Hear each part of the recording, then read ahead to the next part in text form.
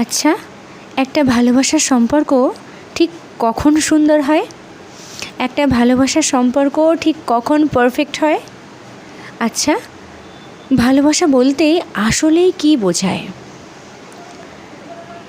একটু কাছে এসে বসা, হাতে হাত রাখা, একটু গা স্পর্শ করা, একটু আলিঙ্গন, একটু চুম্বন, বাস এটাই কি?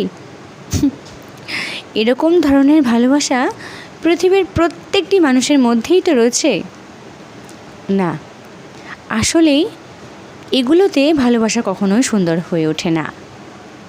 ভালোবাসা সুন্দর হয় তখনই যখন একটা ভালোবাসার সম্পর্কে রেসপেক্ট, ট্রাস্ট, অ্যাডজাস্টমেন্ট এই তিনটি জিনিস থাকে।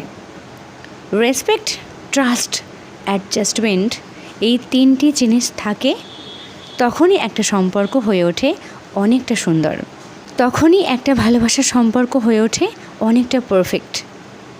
তাই তুমি যে সম্পর্কে আছো সেটা কতটা পারফেক্ট বা কতটা সুন্দর এটা বোঝার জন্য এই তিনটি জিনিসই কিন্তু যথেষ্ট।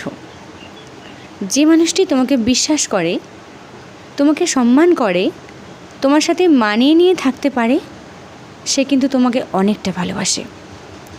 তাই মাথায় রেখো, একটা সম্পর্কে থাকতে হলে এই তিনটি জিনিস তোমার অপর দিকের মানুষটির মধ্যেও থাকতে হবে, একইভাবে তোমার মধ্যেও থাকতে হবে। যদি থাকে তাহলেই তো ভালোবাসার সম্পর্ক হবে পারফেক্ট, ভালোবাসার সম্পর্ক হবে অনেকটা সুন্দর।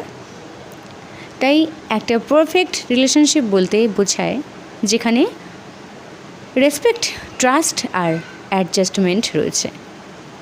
মাথায় থাকবে তো? ভালো থেকো।